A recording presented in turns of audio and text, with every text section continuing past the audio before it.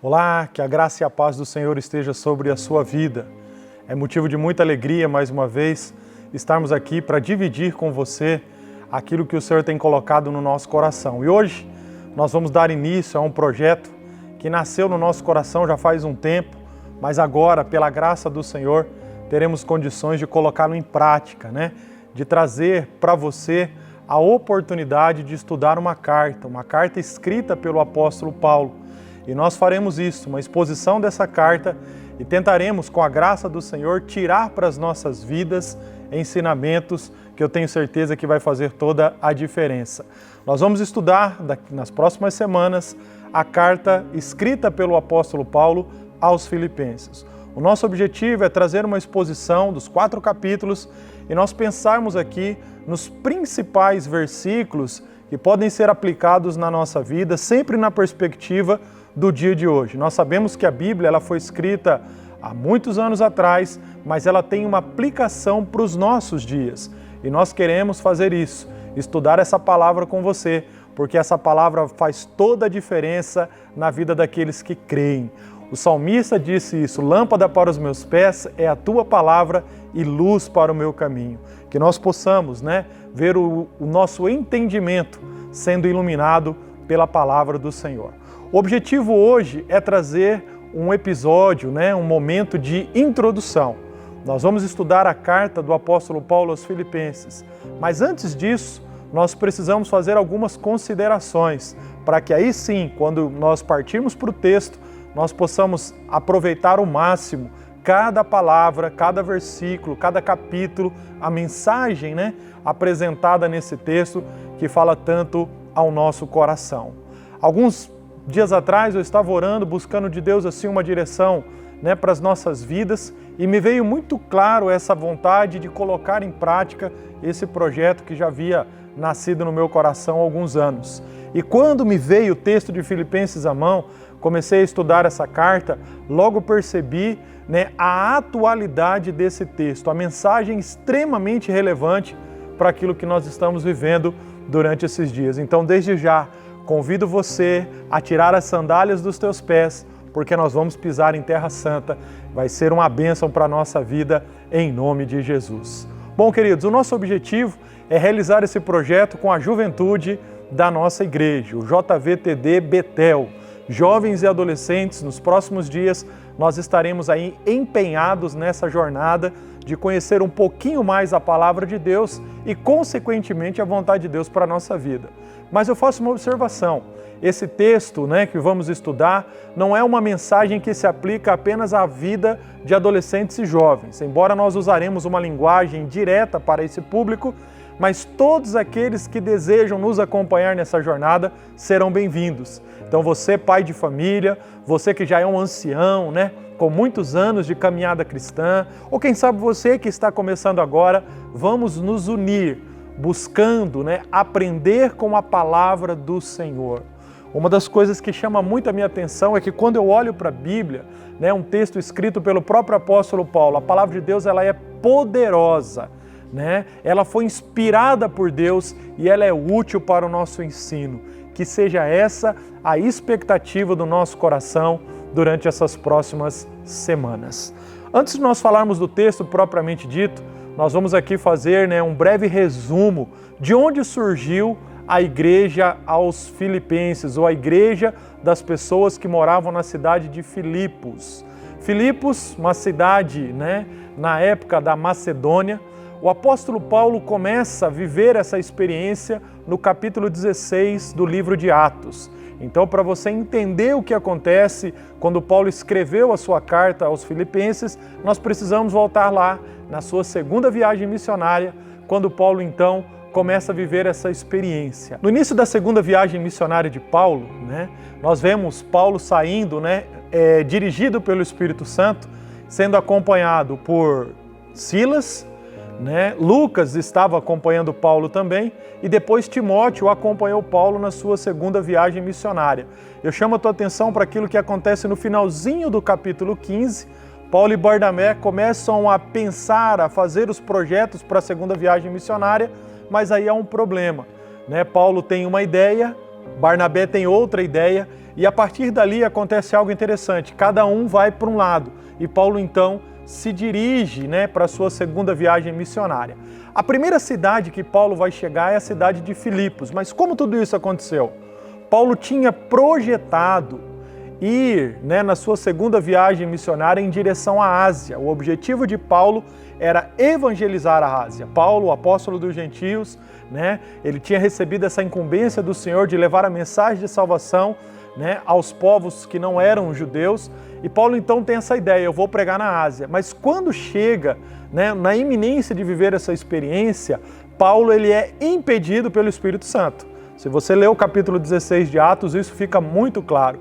E o Espírito Santo de Deus então direciona Paulo para Filipos, direciona Paulo para a Europa. E assim então o Evangelho chega até a Europa e a primeira cidade foi a cidade de Filipos. De que cidade nós estamos falando, né? Ou qual é essa cidade hoje? Nós estamos falando da Grécia, né? Na atualidade, esse país, Grécia, antigamente Filipos. Foi ali que Paulo chegou e começou então a pregar a mensagem do Evangelho e ali então deixou uma igreja fundada e continuou a sua viagem missionária. Chama a tua atenção para algo importantíssimo nesse projeto, né? Ou nesse momento aqui, quando nós estamos pensando do que aconteceu. Paulo tinha uma ideia, mas submeteu a sua ideia, o seu projeto à direção de Deus. Isso nos mostra, queridos, que a expansão da igreja, a obra de Deus, nunca ela é feita pela força de homens. Embora Deus chama homens e mulheres para participar do seu reino, participar da sua obra, o que acontece, queridos, é vontade de Deus e sempre vai prevalecer a direção de Deus para que o reino dele, a igreja dele, o evangelho possa alcançar outras vidas. E assim aconteceu. Paulo chega então à cidade de Filipos. Filipos tinha uma importância significativa na época, né? Era um centro muito importante, daqui a pouco eu vou falar a respeito disso. Mas quando Paulo chega ali, ele então, por estratégia, né, eu creio que direção do Espírito Santo, começou a procurar oportunidades para pregar o evangelho. E qual foi então a oportunidade que surgiu? Todos os sábados, Paulo descobriu que havia um grupo de pessoas que se reuniam para orar perto de um rio. Paulo então vai, a grande maioria dessas pessoas eram mulheres. Paulo então, por algumas semanas ou alguns sábados, esteve com essas pessoas pregando, falando, anunciando Jesus como Messias. E em uma dessas pregações aconteceu a primeira conversão, a conversão de Lídia. A palavra do Senhor diz que Lídia, né, era uma vendedora, e o que nos leva a entender pelo material que ela vendia era uma pessoa que ocupava a classe alta de Filipos. Lídia, então, é impactada pela mensagem do Evangelho, o coração dela se quebranta e ela se rende ao Senhor. A segunda pessoa, ou o segundo episódio de salvação descrito, né, no capítulo 16 de Atos, acontece com uma jovem que era escrava. Essa jovem escrava, a Bíblia diz que ela era possuída por um espírito maligno. E pelo fato desse espírito maligno a possuí-la, os seus senhores ganhavam muito lucro por aquilo que acontecia na vida daquela mulher. Aquela mulher tinha um espírito de adivinhação, então por clara evidência ela adivinhava as coisas e os seus senhores obtinham lucro disso.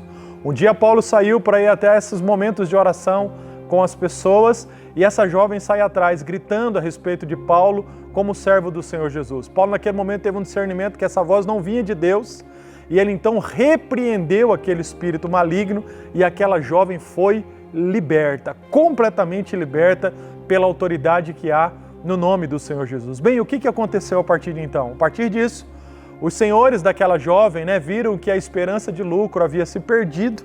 Eles então denunciam Paulo e Silas, os seus companheiros, para as autoridades da época, as autoridades da cidade de Filipos. As autoridades então pegam Paulo e Silas, prendem Paulo e Silas, mas antes de prendê-los, a Bíblia diz que eles foram açoitados com vara e foram colocados então no cárcere. E ali acontece um dos episódios que eu gosto demais e chama a minha atenção. Paulo e Silas fazendo a vontade de Deus, apanhando por causa, né, de estar no centro da vontade de Deus, pregando o Evangelho. A Bíblia descreve que lá dentro da cadeia, algemados, eles louvavam ao Senhor. E chegou um dia que era perto da meia-noite, Paulo e Silas estavam louvando ao Senhor. Para pensar um pouquinho nisso. Hoje, quando nós passamos por circunstâncias da vida, né, que às vezes está bem longe do sofrimento causado por uma prisão, por um açoite, por um espancamento, nós já reclamamos com Deus. Mas Paulo e Silas estavam lá louvando e adorando ao Senhor. E a Bíblia descreve então que algo sobrenatural aconteceu. Veio um terremoto, né, que abalou os alicerces daquela prisão. Paulo e Silas então são libertos e ali acontece a terceira conversão. A conversão que acontece ali foi muito significativa, porque no momento em que aquelas cadeias foram quebradas, né, o carcereiro, que na época respondia pelos presos, toma essa iniciativa, ele viu as cadeias abertas, falou, os presos fugiram, eu vou ter que pagar com a minha vida, ele iria se matar. Mas quando ele estava para fazer isso, Paulo e Silas grita de dentro da prisão, olha, não faça tal mal, nós estamos aqui, todos estão aqui, nenhuma pessoa fugiu.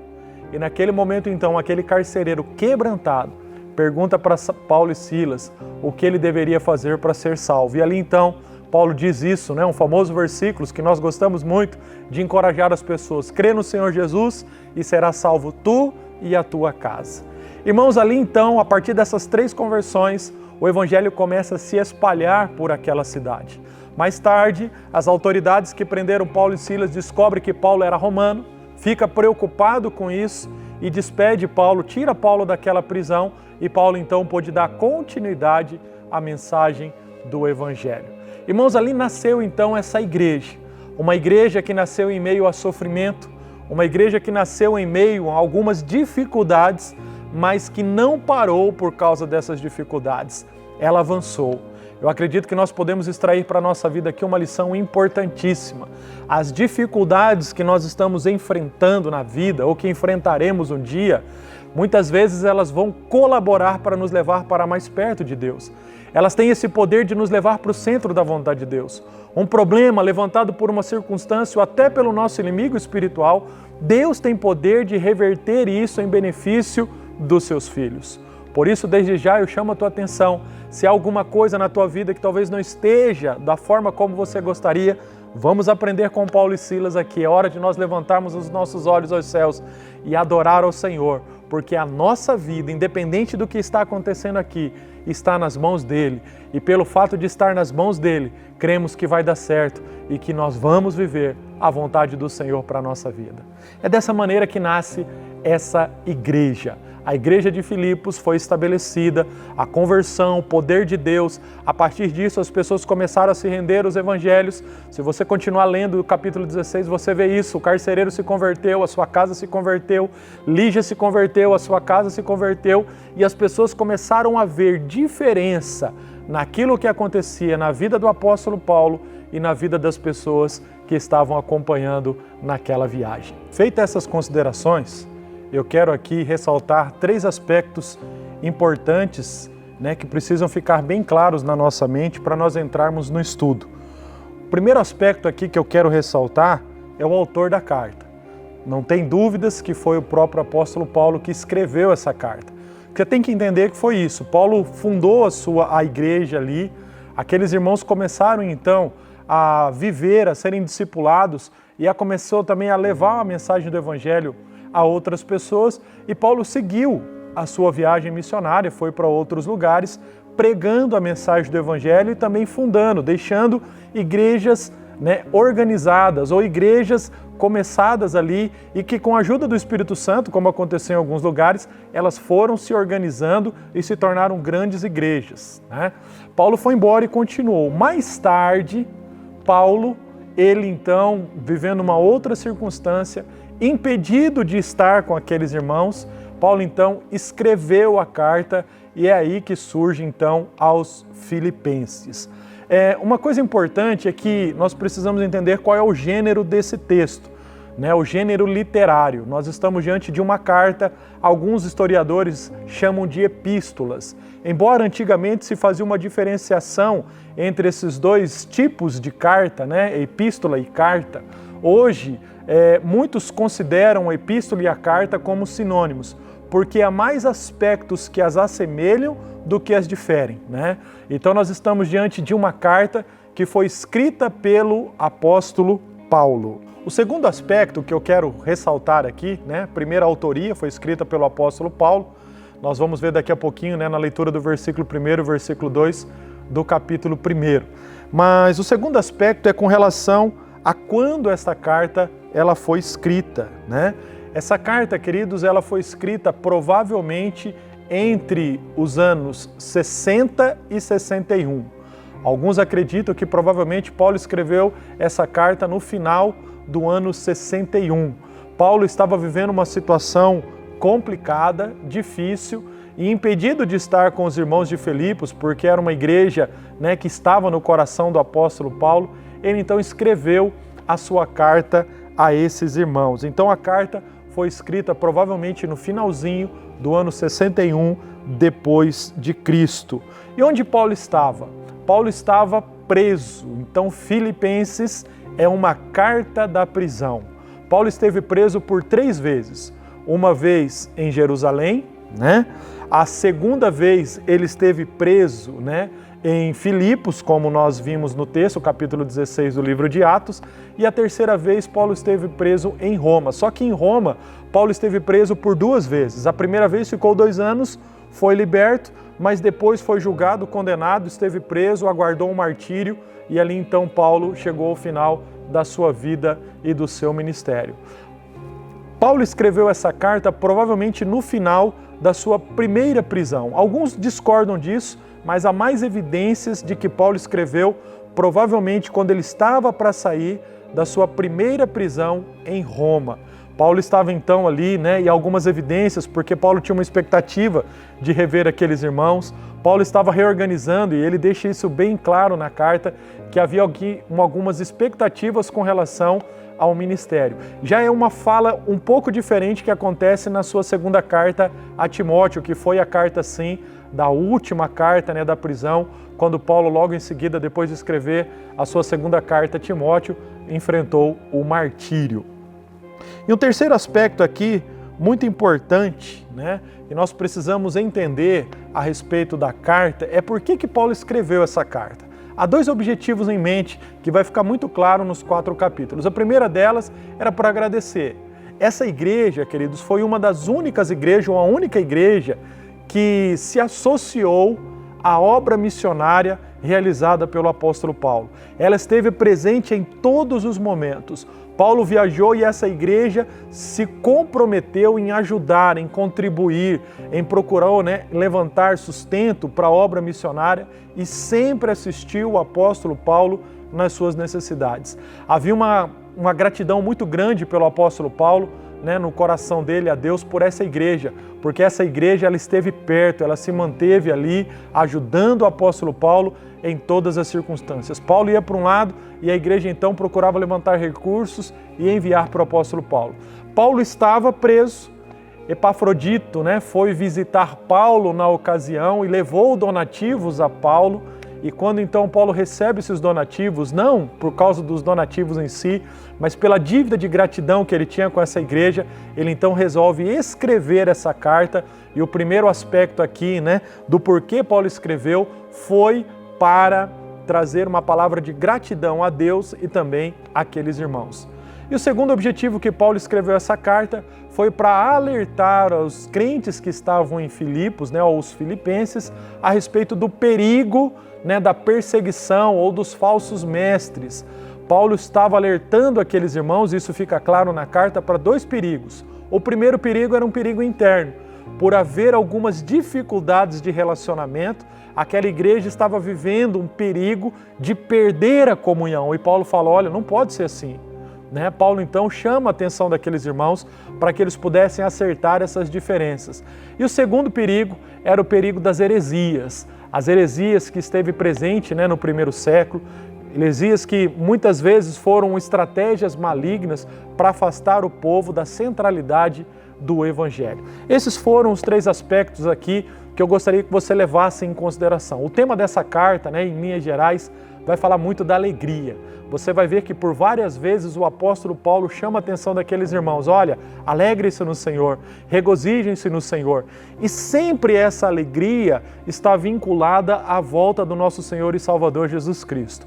Quando nós lermos os versículos, né, fomos estudar aqui os capítulos, nós vamos ver isso acontecendo em alguns momentos. Então Paulo, e eu chamo a tua atenção para isso, preso, sofrendo por causa do Evangelho, sabendo que um dia ele enfrentaria um martírio, porque o Senhor já estava trabalhando isso no coração dele, ele escreve, mesmo no meio a muita dificuldade, dizendo para aqueles irmãos, olha, se alegrem no Senhor, né? Não olhe para as circunstâncias da vida, não se desespere por aquilo que está acontecendo, mas que vocês se alegrem no Senhor. Eu acredito que essa mensagem ela é muito relevante para os nossos dias. Às vezes, nós vivemos uma fé circunstancial, né? Quando estamos bem, nos alegramos no Senhor. Mas quando as coisas não estão bem, às vezes nós temos muita dificuldade de encarar a alegria no nosso relacionamento com Deus. Paulo está nos ensinando aqui que o cristão, ele não pode ser circunstancial. Ele tem que ter uma convicção. E a alegria que nós podemos nutrir no Senhor não é pelas coisas dessa vida, mas é por saber que um dia o nosso Senhor e Salvador virá nos buscar e nós estaremos com Ele para todo sempre. Eu quero então pensar aqui nesse momento, né, e trazer já dentro dessa breve introdução a palavra de saudação que o apóstolo Paulo traz no capítulo 1. Nós vamos ler só o versículo 1 e o versículo 2. Então a palavra diz assim: Paulo e Timóteo, escravos de Cristo Jesus, escrevemos a todo o povo santo em Cristo Jesus que está em Filipos, incluindo os bispos e diáconos, que Deus, nosso Pai, e o nosso Senhor Jesus Cristo lhes deem graça e paz. Era comum na época, isso fazia parte desse gênero literário, todas as vezes que a pessoa escrevia uma carta, ela começar se apresentando e deixar uma mensagem de saudação. Antes de eu falar do conteúdo aqui dessa saudação, a gente precisa levar em consideração isso. Paulo está escrevendo uma outra época, né? O primeiro século aqui, 61 depois de Cristo. E naquela época não tinha os meios de comunicação que nós temos hoje, né? Quando uma pessoa queria deixar uma mensagem para outra, muitas vezes essa mensagem chegava através de uma carta. E as cartas do Novo Testamento surgiram a partir disso. Paulo tentando se comunicar com a igreja, não tinha WhatsApp, não tinha internet, não tinha telefone, não tinha telegrama, não tinha fax. O que ele fazia? Ele escrevia e depois enviava essas cartas até as igrejas. E toda carta começa com essa estrutura. Vem uma apresentação e na apresentação aqui nós temos Paulo e Timóteo. Interessante, queridos, que o texto, né, escrito em Filipenses não é atribuído tanto a Timóteo, porque embora Paulo apresenta Timóteo ali, Timóteo estava acompanhando nessa situação e mais tarde Timóteo se tornaria uma pessoa importante, porque foi desejo do apóstolo Paulo enviá-lo até a igreja de Filipos. Mas o texto foi escrito pelo apóstolo Paulo, então Paulo se apresenta e diz, escravos de Jesus Cristo. Olha que coisa interessante, né? Essa palavra escravos aqui vem da língua grega doulos, e nós precisamos fazer aqui algumas observações. Primeiro, Paulo se coloca como escravo do Senhor Jesus Cristo. Ele era prisioneiro de Roma, ele estava ali, né, naquele momento sendo julgado por pregar o Evangelho, e Paulo não faz essa referência de escravo, de prisioneiro de Roma, mas ele se apresenta como escravo de Jesus Cristo. Uma coisa que precisa ficar bem clara para nós é que a imagem que nós temos de escravo, né, uma imagem mais recente, talvez da colonização do Brasil, era aquele escravo, né, subjugado, que estava numa situação de decadência moral, sofrendo barbárias. Mas na época do apóstolo Paulo, era comum alguns escravos terem uma situação avantajada. Muitos escravos ocupavam às vezes uma posição importante, servindo aos seus senhores. Às vezes esses escravos se destacavam e ocupavam às vezes uma posição de importância. Então muitos escravos na época não sofriam como nós enxergamos os escravos sofrendo no decorrer da história. Entretanto, a situação de Paulo aqui é uma situação de prisão. Paulo estava enfrentando muitas dificuldades e ele se apresenta aqui como escravo do Senhor Jesus Cristo. Paulo sabia que ele não estava preso às coisas dessa vida, que as circunstâncias que o cercava não era por imposição do homem, mas ele estava ali por vontade de Deus e tudo o que acontecia na vida dele tinha um propósito. Ele diz assim, escrevemos a todo o povo, né, santo em Jesus Cristo que está em Filipe. E aqui ele fala disso, dos crentes e depois da liderança, dos bispos e dos diáconos. Ou seja, essa palavra que o apóstolo Paulo estava direcionando àquela igreja era para todas as pessoas que faziam parte. Um aspecto importante também, queridos, que naquela época não haviam denominações, tá? Então, quando o evangelho chegava até uma cidade, os cristãos de uma cidade não se reuniam em várias igrejas, em várias denominações. Havia uma única igreja na cidade. Essa questão das denominações foram surgir bem depois para frente, né?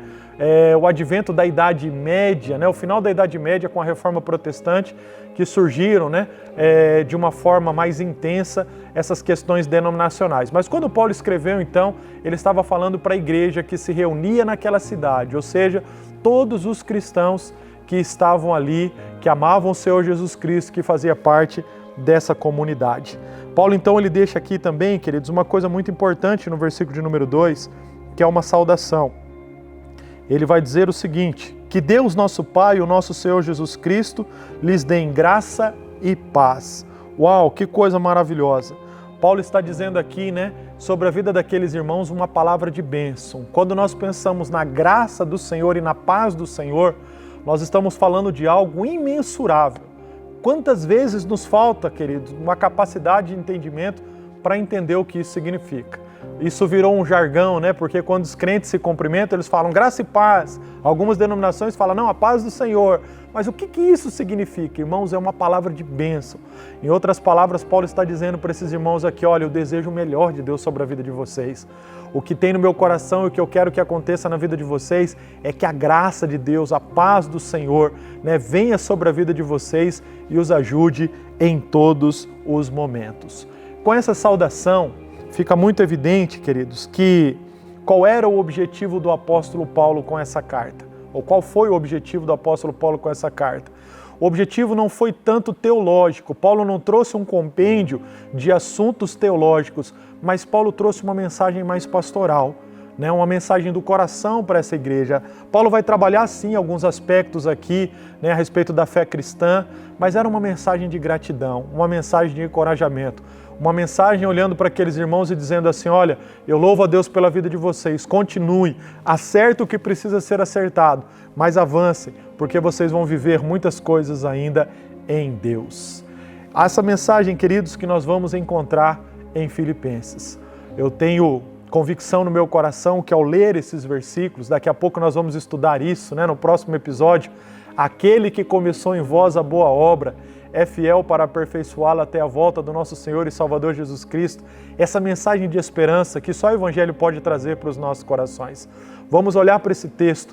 Durante esses próximos dias, eu gostaria que você lesse e relesse e deixasse o Espírito Santo ministrar ao teu coração.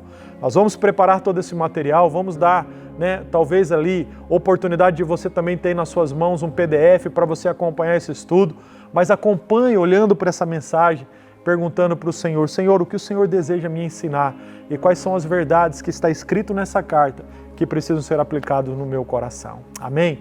Quero terminar esse episódio fazendo uma oração, colocando todo esse projeto diante do Senhor. Você pode orar comigo? Pai bendito, mais uma vez nós estamos aqui com o nosso coração alegre na presença do Senhor e te agradecemos por aquilo que o Senhor fez através do apóstolo Paulo e por aquilo que o Senhor fez através dessa igreja. Os irmãos filipenses tanto nos ensinam, tanto nos encorajam, tanto nos inspiram. E nós oramos, meu Deus, pedindo que o Senhor nos ajude a discernir, ó Pai, a Tua vontade para a nossa vida, baseado na mensagem que o Senhor deixou a esta igreja. Nós cremos que hoje somos igreja do Senhor, que esta palavra se aplica na nossa vida no dia de hoje. E é por isso que nós tomamos para a nossa vida, Pai, tudo o que o Senhor deseja ensinar. Que não haja resistência, mas que todos nós tenhamos nossos olhos bem abertos e possamos caminhar sempre no centro da vontade do Senhor. Muito obrigado, Pai, em nome de Jesus. Amém. Amém. Deus abençoe a sua vida. Até o próximo episódio.